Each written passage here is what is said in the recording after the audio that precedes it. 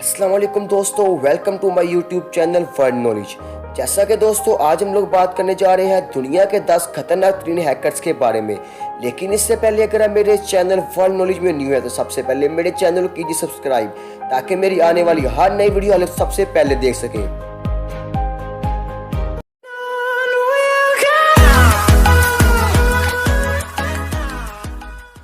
सबसे पहले है केविन मिटनिक। दोस्तों अमरीकी महकमा इंसाफ ने इन्हें अमरीकी तरीके का इंतहाई मतलूब कंप्यूटर मुजरिम करार दिया है, क्योंकि मिटनिक की कहानी इतनी जंगली है कि ट्रैक डाउन नामी एक फीचर फिल्म के एहसास में भी इसे शामिल किया जाता है। दोस्तों इन्होंने किया क्या था? इन्होंने डिजिटल बलात्कार पुलिस के नेटवर्क में हैकिंग के इल्जाम में 1 साल कैद की सजा सुनाने के बाद इन्हें 3 साल तक निगरानी में रहाई मिल गई। लेकिन इस मुद्दत के इख्तिताम के करीब वो फरार हो गए थे और 1 या 2.5 साल के बाद इन्होंने हैकिंग असूल मांगनी पर चले गए थे, और जिसमें कौमी दफाई इंतबाह निज़ाम के खिलाफ वर्जी और कारपोरेट राज चोरी करना इनमें शामिल हो गया था। और दोस्तों हाल ही में पता चला है कि मुतलिक और बिल आखिर पकड़े गए हैं और इससे 5 साल कैद की फिर सजा सुनाई गई है। इन बरसों की पूरी खिदमत अंजाम देने के बाद अब वो कंप्यूटर सिक्योरिटी के लिए एक मशहूर अवामी स्पीकर बन चुके हैं। अब वो मिटनिक सिक्योरिटी काउंसलिंग LLC भी चलाते हैं। मेरे पास जो मौजूद है उनका नाम है जोनाथन जेम्स। जोनाथन जेम्स की कहानी कुछ ऐसी है कि इन्हें कोमार भी कहा जाता है। दोस्तों एक अमनाक इसने छोटी उम्र में ही हैकिंग शुरू कर दी थी, कई तजारती और सरकारी नेटवर्क्स को हैक करने का इंतजाम किया और इसके लिए प्रिजन जेल भी ये जा चुके हैं, जबकि वो अभी तक नाबालिग थे। तो दोस्तों इन्होंने किया क्या?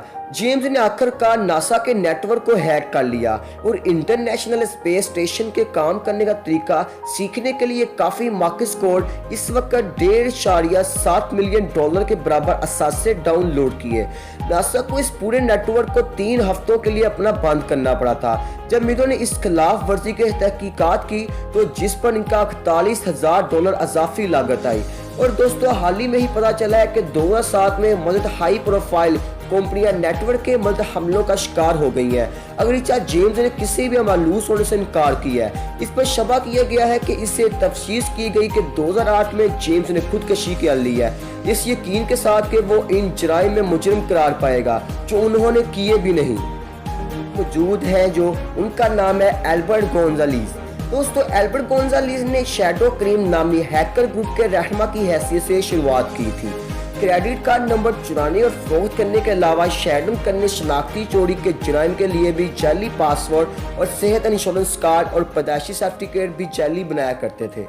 दोस्तों जो इन्होंने अपना कारनामा दिखाया हैकिंग के अंदर वो ये था कि एल्बर्ट गोंजालीज ने इंटरनेट शोहरत की राह हमवार की जब इसने 2 साल की मुदत में 170 मिलियन से ज्यादा क्रेडिट कार्ड और ATM कार्ड नंबर जमा किए। तब इसने अपने तमाम जखीरा शुदा क्रेडिट कार्ड नंबरों को भी चुराने के लिए TGX कंपनियों और हार्टलैंड अदायगी सेमेस्टर्स के डाटाबेस में से हैक किया। और दोस्तों हाल ही में पता चला है कि गोंजालेस को 20 साल की कैद सुनाई गई है और इस 20 साल की कैद के दौरान इनको 2 सजाएं इकट्ठी सुनाई गई हैं और 2025 में ये रहा होने वाले हैं। हमारे पास मौजूद है केविन पॉल्सन। दोस्तों केविन पॉल्सन जिसे डार्क एंटी के नाम से भी जाना जाता है, उसे टेलीफोन सिस्टम के अपने पेचीदा मालूमात को बराए कॉल लेकर अपने 15 मिनट की शोहरत इन्होंने हासिल की। एक मौके पर इसने एक रेडियो स्टेशन के फोन लाइन हैक किए और अपने आप को फतह कालर मुकर्रर किया और इससे बाल्कन ने या पुरश कमाया और मीडिया के मुताबिक वो कंप्यूटर जराइम का हम्बल लेक्चर थे। तब सबसे बड़ा कारनामा जिन्होंने सरंजाम दिया वो ये था कि जब पॉल्सन ने वफाकी निज़ामों को हैक किया और तार से मुतल्लक मालूमात को चोरी किया तो FBI के मुतलबा फरसत में शामिल हो गए। बादशाह इसे एक सुपर मार्केट में तमाम जगहों पर पकड़ा गया और दोस्तों काफी माह की सजा भी सुनाई गई। लेकिन दोस्तों 50 माह इसे सजा सुनाई गई थी और $56 लाख के मुआवजे के बिल पर भी इन्हें कैद सुनाई गई। लेकिन दोस्तों हाल ही में पता चला है कि 1952 में जेल से रहाई के बाद पॉल्सन ने अपने तरीके को तब्दील कर दिया और उन्होंने सहाफ़ी की हैसियत से काम करना शुरू कर दिया और अब वो वाइट्स के लिए मावर एड्स हैं। और 2006 में इसने ये कहा था कि कानून नाफिज करने वाले अदारों को मायसन पर 744 जिनसी जराइम पेशा अफराद की जाए और निशानदी करने में मदद की जाए। दोस्तों मौजूद है उनका नाम है मैक कैनन।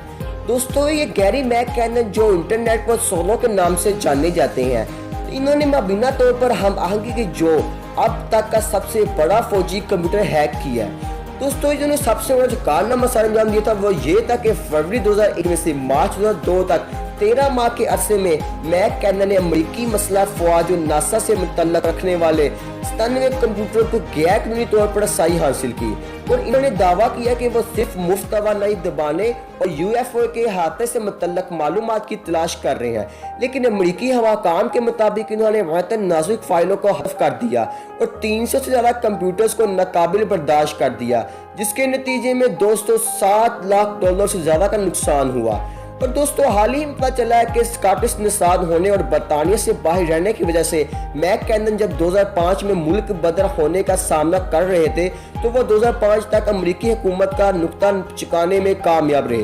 कई एक अपीलों के बाद तरसिया मैंने इस हवाले को इस बुनियाद पर रोक दिया कि वो शदीद बीमार है और ये हवालगी इंसानी हकूक से मुताबिक नहीं रखती।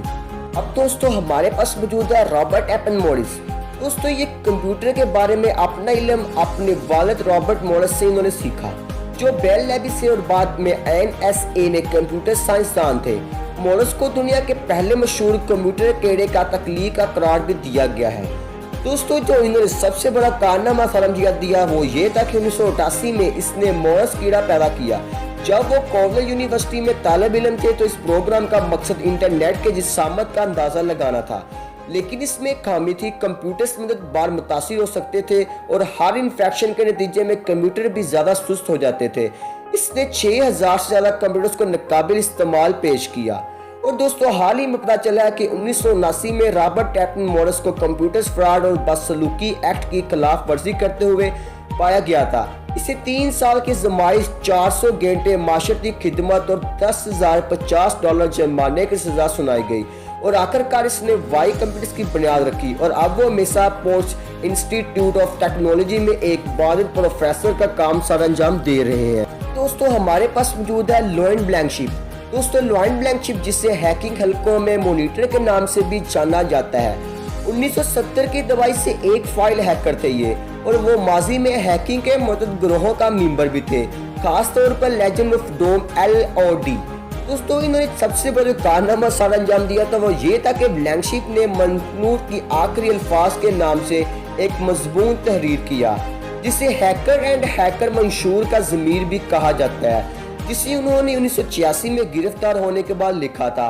मजमून को हैकिंग कल्चर के लिए एक तरह की बुनियाद के तौर पर देखा जा सकता है। और दोस्तों हाल ही में पता चला है कि ब्लैंकशिप को स्ट्यूची जैक्सन गेम्स ने 1979 में GRPS साइबरपिंक पर काम करने के लिए रखा था और USA एक्सट्रैक्ट सर्विस ने 1990 में इसके घर पर छापा मारा और इस खेल की असूल किताब को जब्त कर लिया, जिसे कंप्यूटर जुर्म के लिए किताबचा करार दिया गया है। इसके बाद इन्होंने हैकिंग से दस्तबरदारी इख्तियार की है और अब वो मैक्फी में प्रोडक्ट रिसर्च और डिजाइन के सरबराह हैं।